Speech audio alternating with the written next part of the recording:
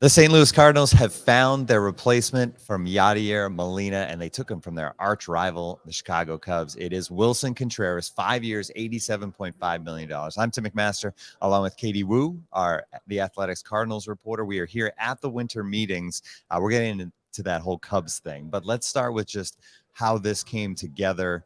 There wasn't a lot of smoke before we arrived here about Contreras and the Cardinals. So how did this all come about? No, I think President of Baseball Operations John Mozeliak made it very clear, even as soon as the offseason started in October, that the Cardinals needed a starting catcher. It would be their top priority. Now, St. Louis was in a pretty formidable position. They weren't necessarily bound by acquiring one via trade or free agency. They had the flexibility to pursue all avenues. Now, when you're looking for the best all-around catcher and you look at the Cardinals' previous history in terms of their success via trades, it would be logical to assume that addition would come via a trade. However, as the winter meetings went along here in San Diego, Cardinals became more and more confident that Willson Contreras was their guy. They needed offense in a desperate way to fill the part of the order behind Paul Goldschmidt and Nolan Arenado.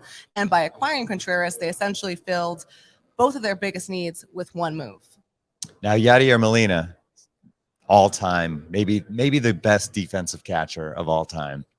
With the pitchers, what he does for that pitching staff, what they've all come to expect from that pitching staff, you're swinging like way back the other direction with this move with Willson Contreras, who you hear a lot of talk about teams that were going to sign him and not have him be their catcher because of the defense and just make him that, DH, first baseman. Sometimes he can catch.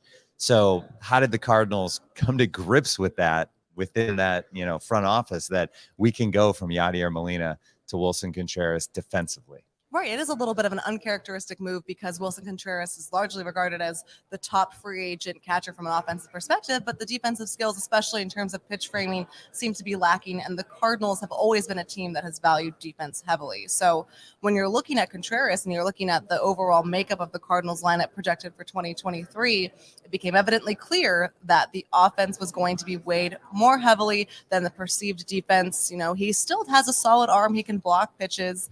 It's not like they're saying he can't catch at all, but it is anyone really would be a drop off from the defense that Yadier Molina brought. I think when you're looking at Contreras, though, coming off his age 30 season where he hit 22 home runs, he's a career 800 OPS catcher. That's relatively unheard of for catchers in this modern day of baseball. And I think the Cardinals and John Mozeliak saw an opportunity to advance the offense and again address their two biggest needs with one move. And the hope is that throughout Contreras' career, he's gotten better and better defensively. The hope is he can continue going uphill in that same direction.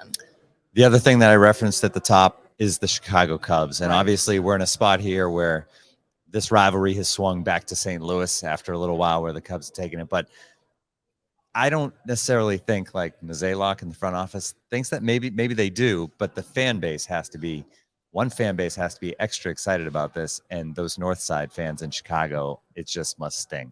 Yeah, I would imagine Chicago Cubs fans weren't particularly pleased when the news dropped, especially when you think about Contreras and his value. The Cubs had an opportunity to trade him at the deadline, weren't able to get anything, and now you're essentially letting who has been heart of the team for the Cubs just walk. And the 17.5 around that AAV is essentially what the Cubs paid for Jock Peterson. I'm not at all comparing contracts or players, but when you look at that money and you see what Contreras ultimately left for, certainly doesn't feel good if you're a Cubs fan.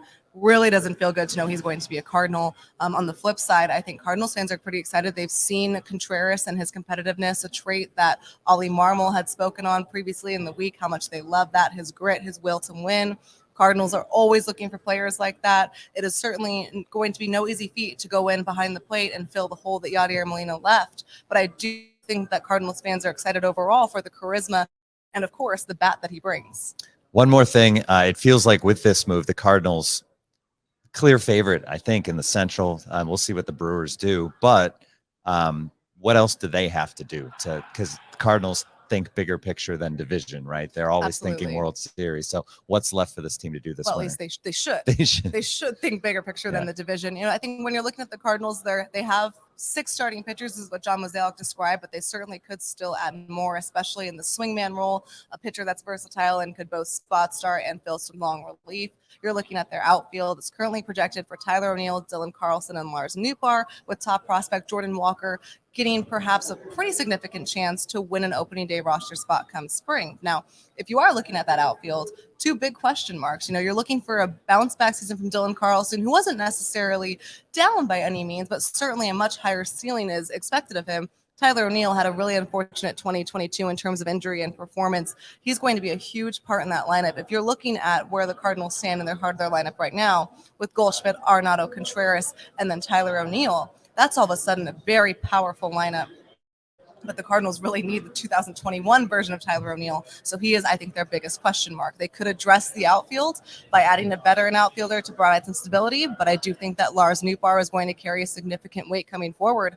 And whether or not the Cardinals want to bank on Tyler O'Neill in 2023 is, I think, the next question they'll ask. If you're a Cardinals fan, you have to follow Katie Wu. Katie, thank you so much. Thanks, Tim. And follow our channel as well and subscribe. Go to youtube.com/@theathleticbaseballshow. Thank you.